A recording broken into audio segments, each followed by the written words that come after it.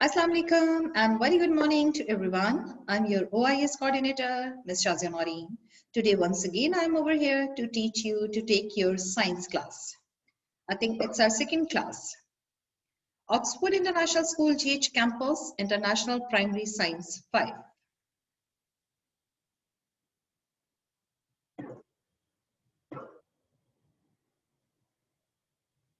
See the next slide, syllabus outline. I describe once again syllabus. And first from syllabus, we have 3 chapter number 1, keeping healthy, 2 class gases all around, chapter 3, changing state of matter. Final term, we have 3 chapters again, discovering plants, sounds all around, electricity. We are studying about discovering plants. It's our second class for final term. It was review, ये थोड़ा सा मैं आपको discovering plants का review दे रही हूँ जो मैंने पढ़ा था. मे बी कुछ बच्चों की क्लास मिस हुई हो. इट विल बी कन्वीनियंट और बेनिफिट फॉर दो student who was not able to attend the last class. जो पहली क्लास नहीं ले सके उनके लिए अच्छा रहेगा. In below photograph, you can see the plant seedlings. यहाँ बहुत अच्छी डायग्राम्स हमने बनाई हुई थी, वो मैंने रिमूव की है इसलिए कि मैं जस्ट रिव्यू दे रही हूँ कि आपने एक छोटे से बीज को देखा होगा. वो बीज किस तरह से प्लांट और फिर ट्री बनता है और उसकी रिप्रोडक्शन कैसे होती है. रिप्रोडक्शन जरूरी क्यों होती है? जरूरी इसलिए नहीं होती कि उन्होंने ये दिखाना होता है कि जी हमें ये कैपेबिलिटी है. वो एक स्पीशीज को चलाने के लिए, नस्ल दर नस्ल वो चीज रहने के लिए अपने जैसी चीज रिप्रोड्यूस होती है. चाहे वो मेल्स हो, चाहे वो इंसान हो, जानवर हो, प्लांट्स हो, जिसमें भी रिप्रोडक्शन होती है. लिविंग थिंग्स, लिविंग ऑर्गेनिजम्स की बात होती है.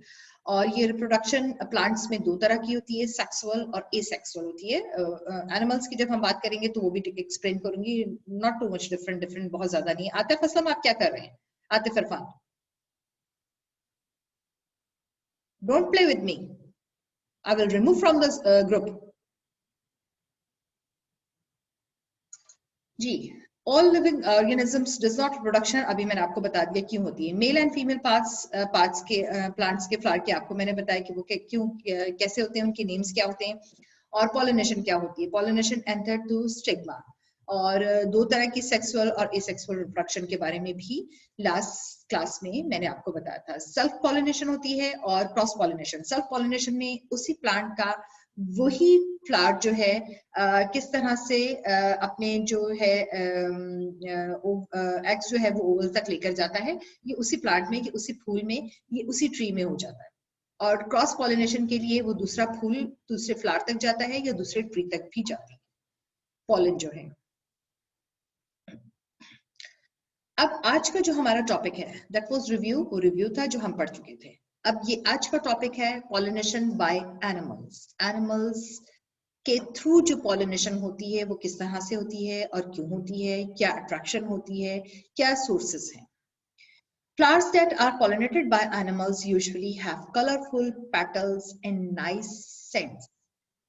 सबसे पहले तो आपको ये पता होना चाहिए कि एनिमल्स के थ्रू जो पॉलिनेशन होती है उसमें सबसे ज्यादा पार्टिसिपेशन जो है वो बीज का, मॉथ का, और वो इंसेक्ट्स छोटे छोटे जो कि फूलों पर बैठते हैं उनका नेक्टर सक करते हैं और फिर दूसरे फूल तक, प्लांट तक या दूसरे ग्राउंड तक, दूसरी जमीनों तक पहुंचते हैं. जहां जहां वो जाते हैं वो पॉलन उनके साथ जाते हैं और वो वहां पर पॉलिनेशन का काम, फर्टिलाइजेशन का काम स्टार्ट हो जाता है. These attract animals to flowers.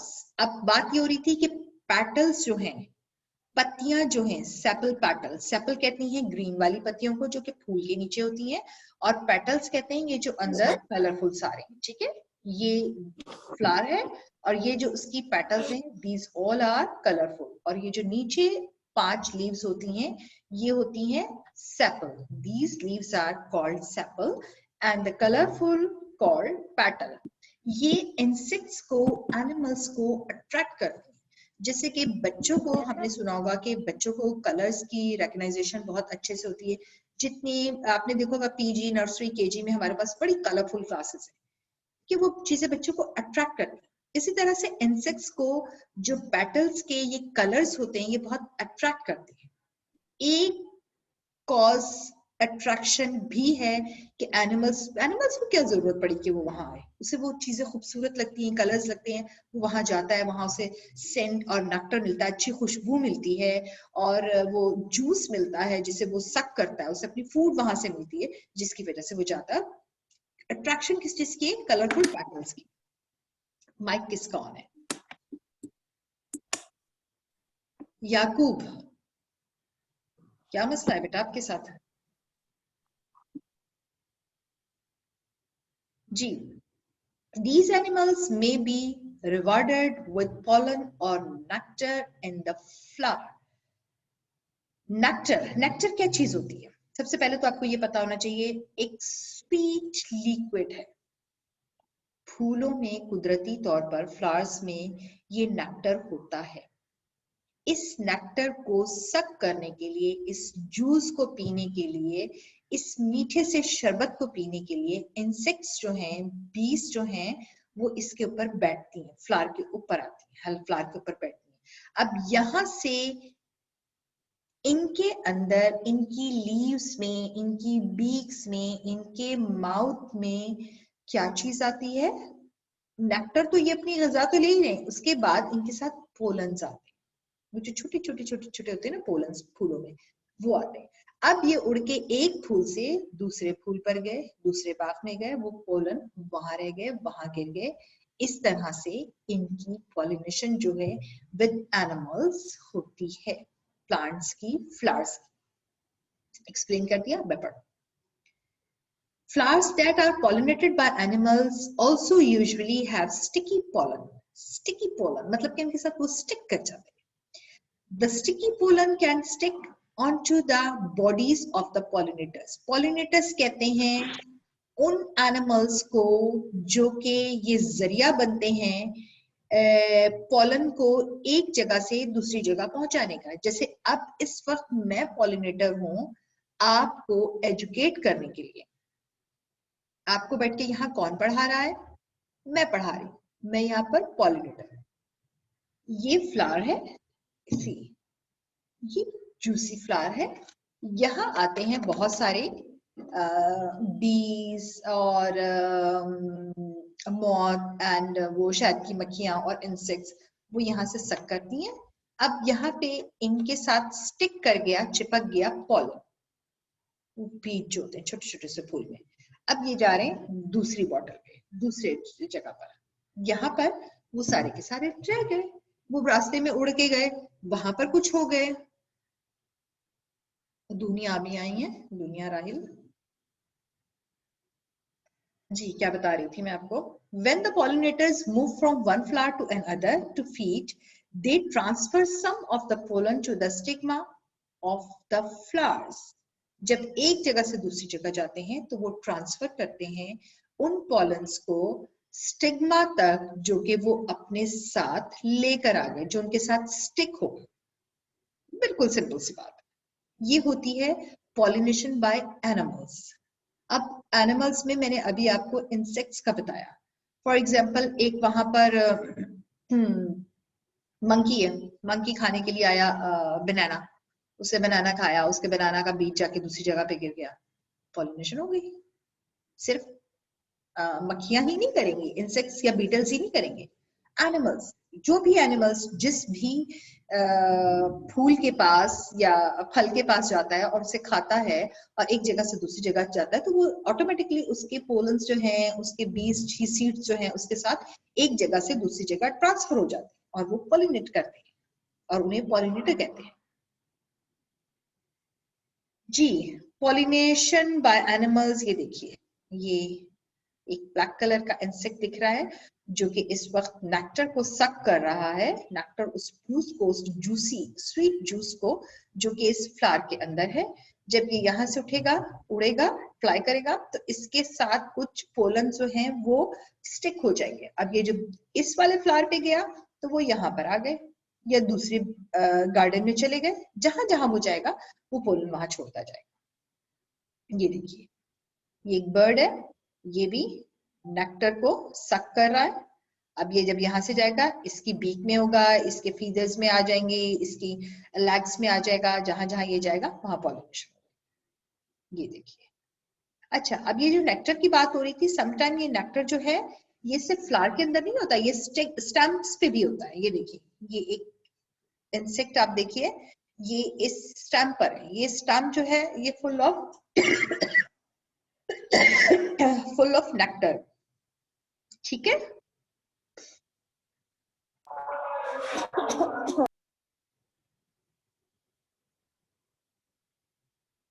Ji, pollination by animals. अब पॉलिनेशन एनिमल से जो हो रही थी उसी को हम थोड़ा सा और डिस्क्राइब करेंगे। एनिमल्स सच एज बीज, battles, butterflies very important, flies, moth, birds and bats help in pollination। ये सारे के सारे मेन एनिमल्स हैं जो कि पॉलिनेशन के जरिया बनते हैं।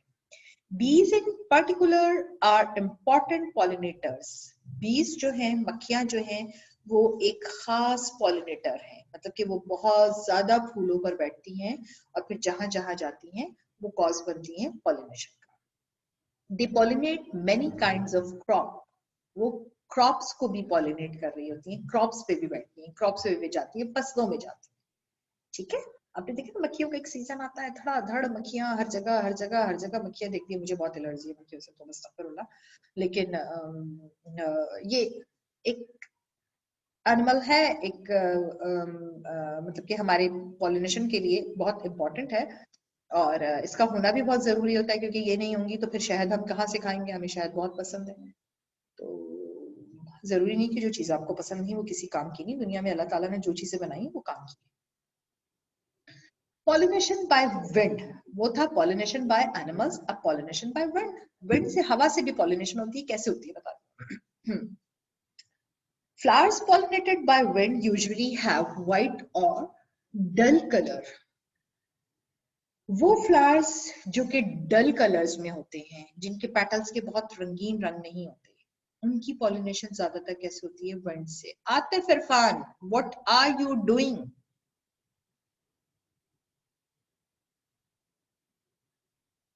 मैं आपसे क्लास के बाद मिलती हूँ। The flowers are usually unscented too।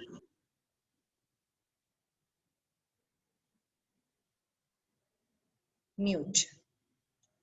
Now everyone mute by myself. G. Again. I'm watching you.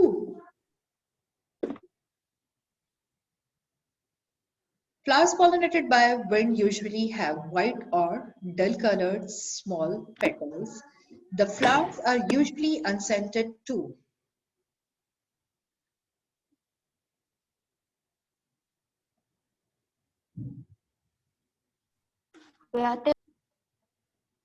जी जी, मैं पहले आपको ट्रीट कर लूं।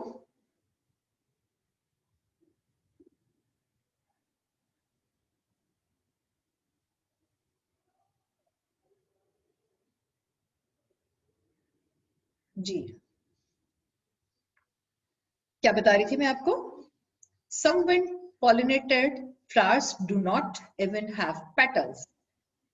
This is because they do not need to attract animals for pollination. Insects, they instead they produce lots of tiny and light pollen grains that can be easily carried by the wind। अच्छा, कुछ plants ऐसे होते हैं, कुछ फूल्स ऐसे होते हैं, flowers ऐसे होते हैं जो कलरलेस होते हैं, जिनके कलर नहीं होते, जो कि अट्रैक्ट नहीं कर रहे होते एनिमल्स को, लेकिन उनमें अल्लाह ताला की तरफ से बाय नेचर ये चीज होती है कि वो हवा के थ्रू इतने लाइट होते हैं, एक जगह से दूसरी जगह पॉलिनेट करके चले जाते हैं। जब तेज हवाएं चलती हैं तो सामान यहाँ से वहां उड़ उड़ के जा रहे होते हैं, पत्ते कहाँ से कहाँ चले जाते हैं। अभी रोड पे जाइए, हवा चल रही होगी, आपके गेट के पर जो पत्ते वगैरह गिरे होंगे, लीव्स, ड्राई लीव्स होंगे, वो थोड़ी देर के बाद आप मेन गेट पर देखेंगे, इतनी दूर चले जाते हैं। ये सब कुछ हो रहा होगा, ठीक है। तो विंड के थ्रू भी पॉलिनेशन बहुत आराम से हो जाती है।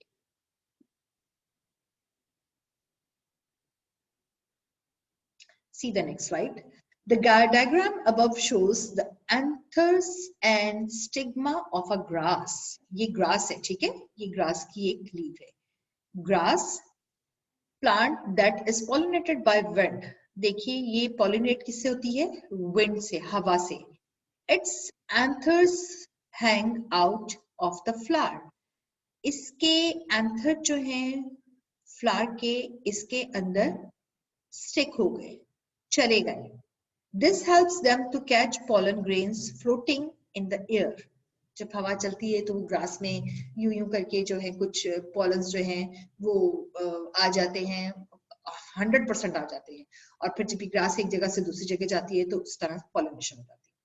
These are typical characteristics of wind pollinated flowers.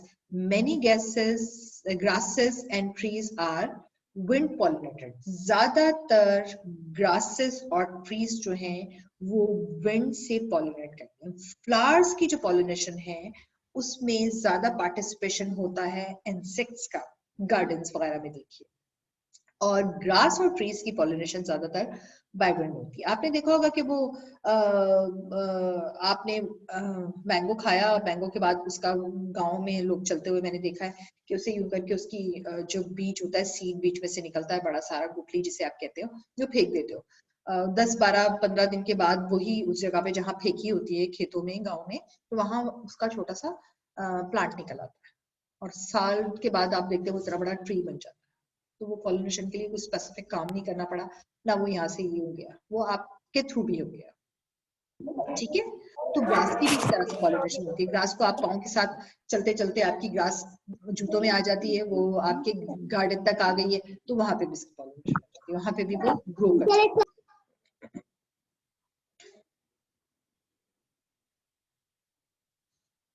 जी, ये लास्ट पिक्चर देखिए. pollen is being released from the flower of a pine tree.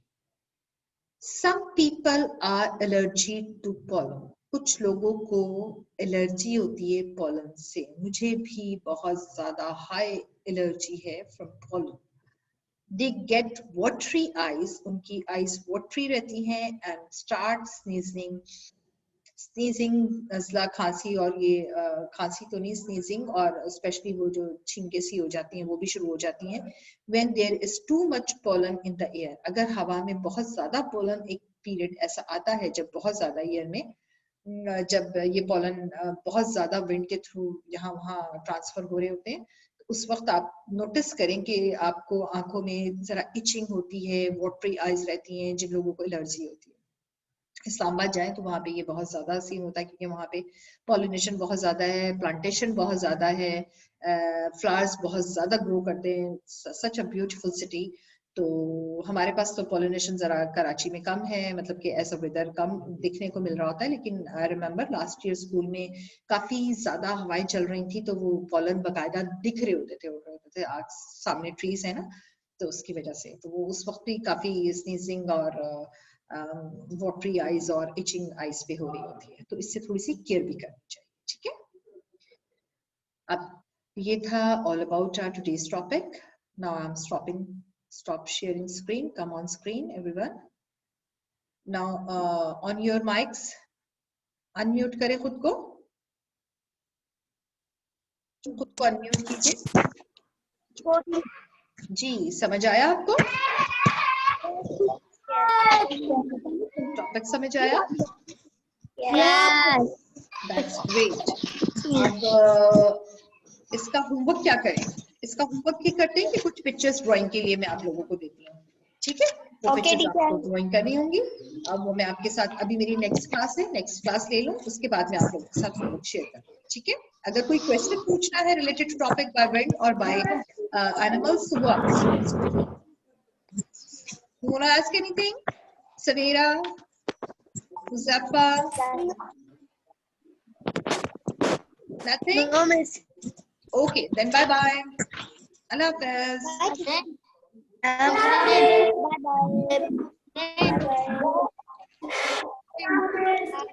bye.